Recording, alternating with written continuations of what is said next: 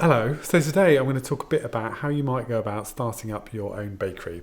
I want to share some of the things that made a real difference, some of the successes, some of the failures, some of the really great bits of advice I got, and some of the disasters to kind of help you get a bit of a head start in your food business, bakery setting up dream. The premise for this is that we're a UK based company in Norfolk in England. So the rules and regulations that I might talk about are very much kind of UK stuff. I don't know about how you might do this in France or the US or Japan or wherever. So you'll have to. That's the context in which I'm talking about is the British UK bakery.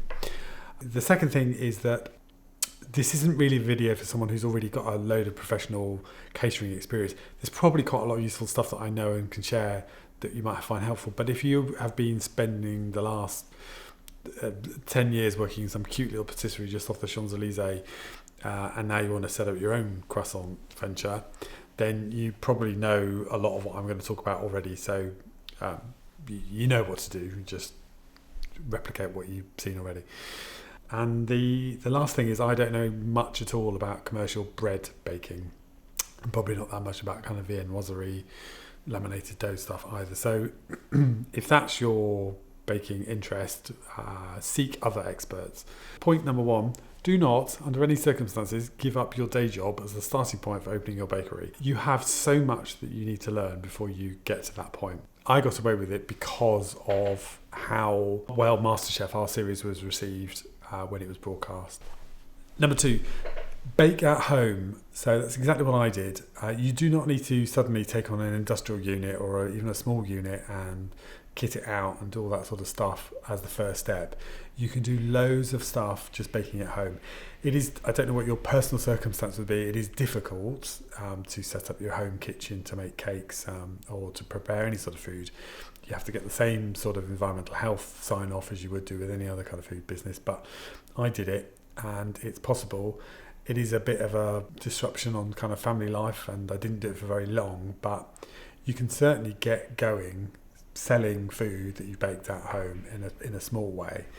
You can certainly, without selling the food or making it for other people, there is so much cooking that you can do in your home kitchen to start to build the skills that you need to then open up at your own kind of self-sustaining, generating income for you bakery.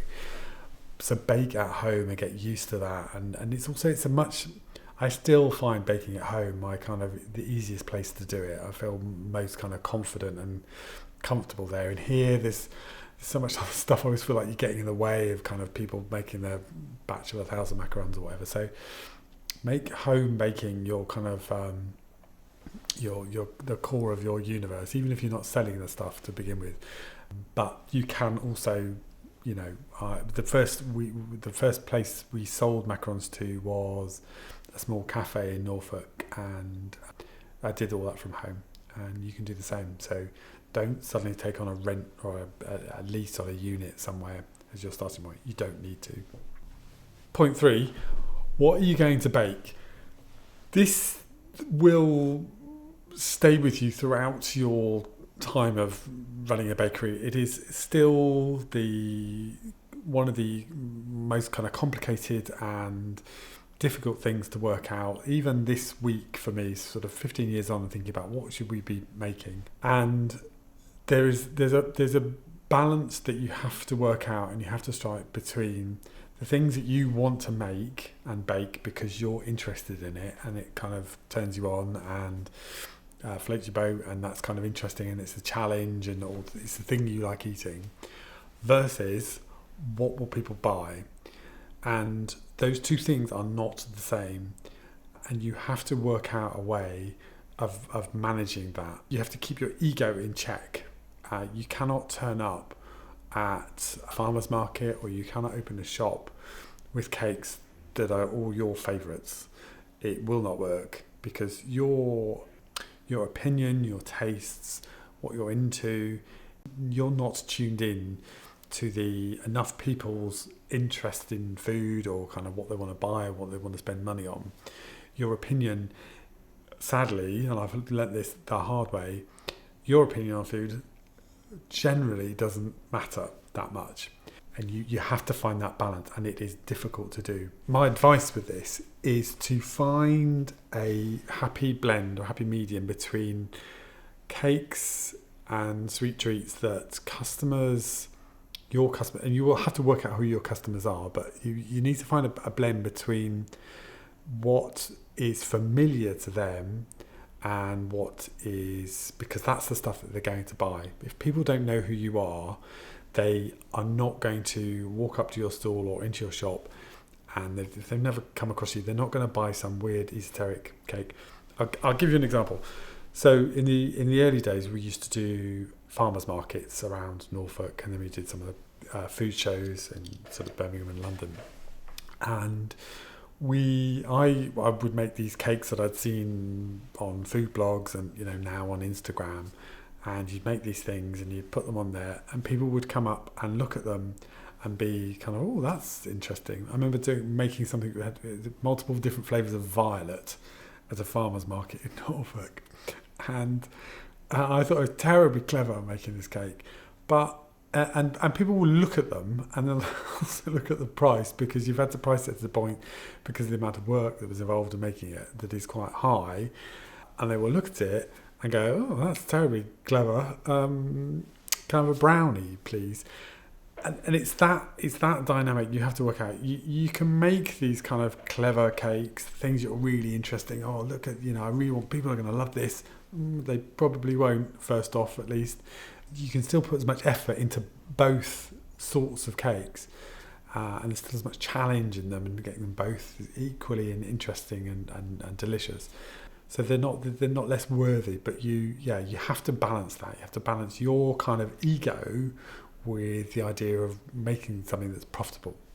The next thing I would say about this is the difference between baking classic cakes and following bakery trends. I would strongly advise that you initially concentrate on things that people are familiar with, the classic stuff. If you've got a real interest in baking or making, the next cronut or cookie pie or chocolate cake with 17 layers, that's fine. And if you're quick enough and you get onto it and you do a good enough job, definitely people will buy that stuff, because it's you're following the zeitgeist, you're on trend, you're on message and all the rest of it. But that will fade. I run a macaron business, and macarons have been around for hundreds of years, and there's two reasons for that: because people like eating them, and because they've kind of got a broader base. So macarons, brownies, cupcakes, sponges, that sort of stuff, biscuits, they're made a lot because people like buying them and like eating them. And if you chase a bakery trend early on, by all means, once you have an established kind of business, then we pick up on things, the pistachio madness that's going on at the moment. We certainly think, oh, maybe we should add in an extra pistachio cookie or a pistachio meringue or something. For sure, follow that a bit, but you need to build it on something that's substantial and you can kind of rely on, because if you built it on a trend, that will pass, and then you can't just keep following trends. You have to kind of have a solid foundation. The third thing I would say about what you're going to bake is try and not make too many things to start with. I really was conscious of, when I started out, of that I wanted to compete with the likes of Pierre Hermé and La Durée and the real kind of those macaron houses in France. And I was really kind of, I think, probably self-aware enough to think, I know nothing about this. I can, me making 16 macarons at home and them roughly looking like they do in a recipe book is fine, but that is not the same as making them commercially. So I intentionally restricted what we made to quite a narrow range until really we opened the shop, because you need to get good at making things, and you have to. So we make batches of macarons about 1,000 at a time, and to get that right every single day is a huge amount of work. It's there's so much stuff you need to learn, and if you've got a range of 20 different cakes at the outset, it is impossible to get good at all of them. And your reputation early on is really kind of critical and important, and you don't want to kind of annoy or disappoint too many customers because of your learning, because they come back in 18 months time or 12 months time and you've got really good at making brownies and viennoiserie and marshmallows and pâte de fruits and all the rest of it. That's fine, but they may never come back because early on you often have like one chance with people to get this right. So keep your range narrow. And the last thing I wanted to say about this is that when you have difficult times running a bakery or any kind of food business, it is often the case that the answer to that problem, particularly if it's kind of a finance thing, if it's a sales thing, the answer to that problem is usually not, let's come up with a new cake. It's usually about the finances of the business. It's something to do with your profitability, your costs, your marketing, your staffing. And too often through the 15 years that when I've been running the bakery, have I thought, okay, with the online sales, the shop sales not quite where we want them to be at the moment. We'll come up with something new. You probably quite early on will build a range of cakes that people, if you get the rest of the stuff right, will buy. And sure, you need to kind of keep it fresh and interesting and rotate it in kind of a systematic way.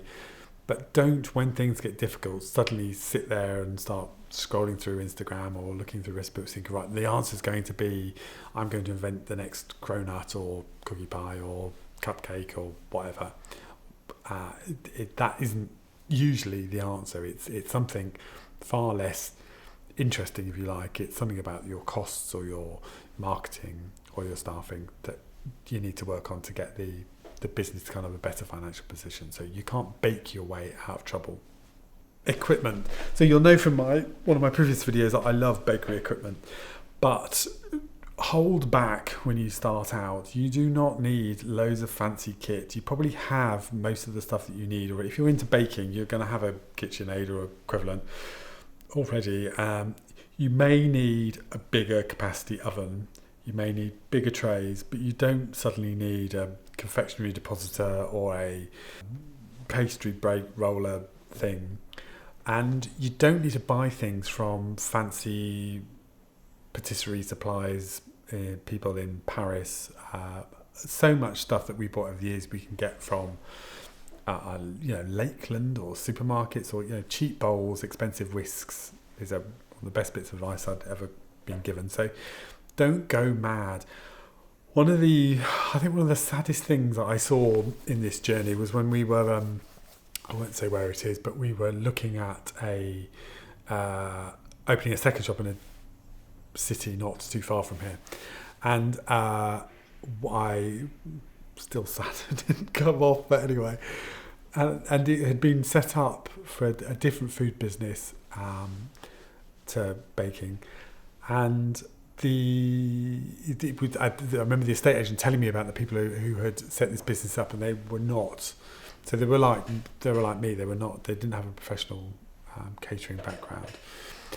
And I remember seeing their business had failed. I can't remember the details as to why it had gone wrong, but I remember looking round their business, which was all closed down. It had all the equipment in it, and in their kitchen, it was like walking around a visual representation of someone's John Lewis wedding list. It was these kind of metallic KitchenAids and Magimixes and really high-end spec kind of equipment that, for your fancy kind of home kitchen, when you've got an awful lot of money to spend on something, it's fine, but you do not need to do that when you're starting out. You want to get basic stuff.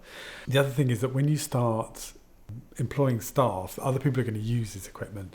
I found it strange, but I found it quite hard. This equipment that I bought, and initially it's just me on my own, and someone else using the stuff that you bought, but you've brought it from home. I always felt quite a bit slightly traumatic because they're not as emotionally invested in your whisk or your spatula. So you've got to buy stuff that people are going to break, because they won't break it, because the staff are very good at breaking stuff because they're working hard and they're using equipment, and that's just what happens. So don't spend loads and loads of money. I remember Sarah at Braised Cottage Pork Pies, who was a great help when I was starting out, and a real friend and supports the business over the years. And I remember her talking about buying a lot of her equipment earlier. I remember talking about her buying it just from IKEA. They did do stainless steel kind of work surfaces stuff. So really think and be smart about where you buy equipment from. You do not need to buy it from fancy French patisserie suppliers, or even, you know, kind of the Nisbets and stuff in the UK. You can get it much cheaper, and prepare for it to be broken by someone who's working hard, and don't get too emotionally invested in it. So go sensible with equipment and really think about what you need, and buy stuff when you need it. Don't think, I'm opening a bakery so I need 47 whisks or 50 bowls or a pastry plate. Buy it when you actually need it. Next, packaging. I cannot stress enough the importance of getting your packaging right for two main reasons. The first is whatever people buy from you, it has to enable them to take it home safely. There is nothing more frustrating for a customer and disappointing for them if they buy something, they get it home and it's smushed up all the way around the inside of a box. And that's happened to us repeatedly over the years when we haven't, you know, we've made this nice thing, we haven't thought through how we're going to package it. And they get it home and they open it up and it's in 300 different pieces. And the second thing, and it took me quite a long time to work this out, is, and you may not like this at all, but it is a universal truth of bakery and probably food production and food selling as a whole, is that I'm reluctant to say it's as important as the taste of what you're making, but it for a lot of people, the look of and the experience of coming to your bakery is really tied into the box that it goes home in. It certainly makes a huge difference for your marketing. You know, so often people will just post a picture of our box, just the external picture of our macarons online, and I take real satisfaction and pleasure in that, because I know Mark and Sasha, who did our initial kind of branding designs, and us over the years as well. I know how much effort and kind of great work went into that, and still does. So I now take as much satisfaction from someone really enjoying our packaging as kind of the macarons themselves. But it's very difficult to spend thousands of pounds on a box design or kind of new packaging when you're starting out. So you have to work out your own way of kind of using stickers or stamps or whatever. But you have to pay it as much attention as the things that you're baking, because it will affect your sales if you don't get it right. So you really spend time on getting your packaging right. So next, profitability. I'm not going to talk too much about this in this video because it's such a large topic that I'll do something separate on it. But all I would want to say at this point is you have to, at the start, with the first thing you sell, work out how much it costs you to make properly. So not just ingredients, your time, overheads, and what you need to charge to make money on it, so that you can generating incomes, you can invest back in your business, and you can grow. And you also really need to have one eye on, if you want to do this seriously, you've got to scale it, and your overheads are going to go up. So if you start charging £1.95 or something for a brownie, and then you move to an industrial unit or you open a shop, you're going to have to put your prices up. So you have to think about that early on. I did not think about this early on at all, and there was quite a jump in our pricing at the point at which the business has expanded. So, but do it in advance of that. So, but mainly, right from day one, you need to have a spreadsheet, and you need to work out your costs, and you need to work out your profit and loss on it. And if you don't do that, it will go wrong. It will fail. So do it on day one and build from there. But as I say, I will do something in more detail about that over time. Next, marketing. Marketing. I have a unusual relationship with marketing. It is not optional. Okay. And so I'll tell you some of the things I've told myself over the years. One, and I'm sure loads of people tell themselves this who run food businesses, one I'm going to make is so delicious that people will seek me out, and word of mouth, and people will be queuing out the door. This is nonsense, okay? That is just not true. You know, you might get lucky when you first open, and we still get queues out the door high days and holidays, and it's an amazing thing. But that is not going to be the thing that sustains you over time. So you have to work out, in the same way you have to work out your profitability and your your packaging and the cakes you're going to make. You have to really from the start work out how you're going to sell the cakes to people, and you have to work out marketing. And I initially found, I'm better at it now, but marketing and advertising, I just thought, I felt a bit kind of, for one of the words, slightly grubby, like it's, I don't want to do that, I have to be sort of a slightly sort of a version of me that I am not, that I have to be sort of smiley, shiny, Ryland style teeth, kind of that world, everything's lovely, and everyone calls each other lovely, and that's not, I'm, a technocrat, introvert, degree in medicine, and felt like that world was not me at all. And you can justify that for a period of time, and I did, but it's a mistake, and you have to work out how you're going to have to find out your kind of acceptable way of doing it. The way I worked it out is I started to think about it more in terms of kind of the science of it and the data of it, and I think more and more and more, particularly the advertising stuff, that's the way things are going. So we've only recently started advertising on Google, and I was able to work that out because I was able to shelve that kind of, I don't know anything about marketing, that's not for me. And I worked out by actually reading stuff and looking at lots of YouTube videos on it, that this is a technical thing. It's A/B testing. It's how many clicks, it's how many views, it's how many likes, and it's a science. I still find a lot of the marketing stuff difficult to do. So you may need to get other people to help you and support you with it, but also don't underestimate your own ability. You can do a lot. You will have a kind of, perhaps it's untapped or you don't know it's there, but you will have a creative side that you can use. But you can't rely on just what you make being delicious enough and people will seek you out. It is just a myth. It just won't happen, and you have to have a plan. And don't open a bakery unless you're prepared to do the marketing and advertising, because it will at some point along the road fail because you haven't addressed that. The other thing to say about marketing, there's 1,000 different ways to do things, and so pick the things that you're good at. I picked kind of a data-y sort of sciencey type of approach to it, which is beginning to work.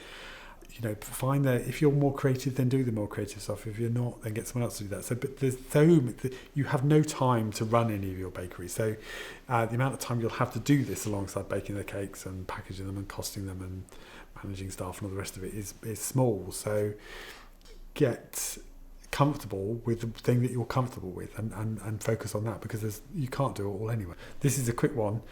Wholesale baking early on, I would be really wary of. It is because of the nature of the amount of money you're going to have to charge for things, so that the wholesale customers you're supplying to are going to make profit on it. It is incredibly easy to be flat out busy, making very little money. I think wholesale baking, you need kind of a lot of momentum. You need a kind of a scale to your business before you can start making sort of a reasonable amount of money out of wholesale baking.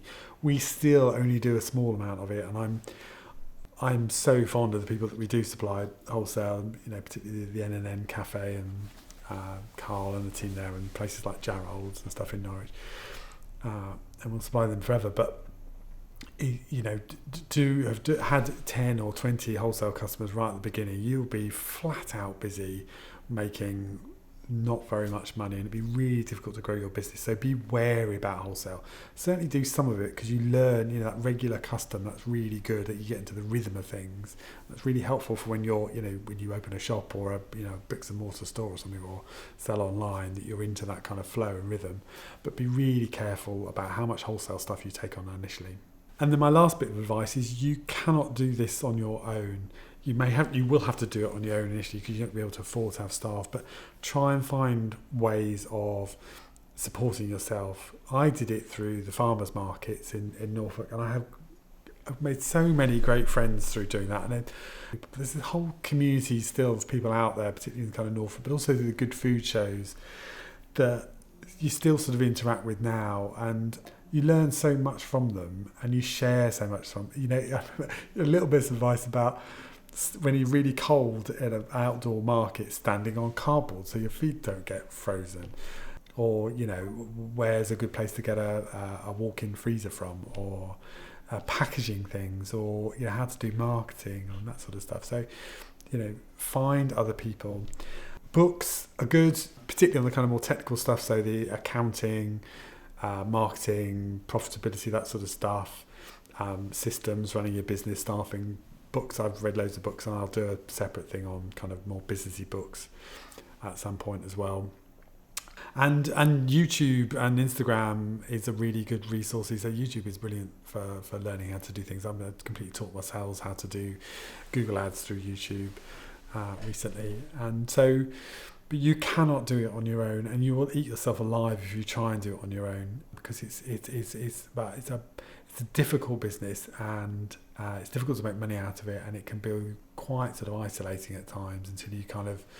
I have to admit, I found it really difficult when I worked in the NHS, the biggest organisation there is in the country, to on your own in an industrial unit in rural Norfolk, turning up at 4:00 in the morning, baking financiers to sell at a farmer's market. It's quite isolating. It's only, it took a good few years to build up a kind of an amount of a size of a team that actually would allow me to have that kind of social interaction again. So just look after yourself. So find that nourishment from other people and other sources as you go along as well. Right, there you go. I hope that's helpful. If there's anything else you'd like to know, then please ask or put a comment below. We're very happy to answer any questions. And I'll probably pull out some of these bits and go into a bit more detail over the coming weeks as well. But I hope that was useful, and thank you very much for watching.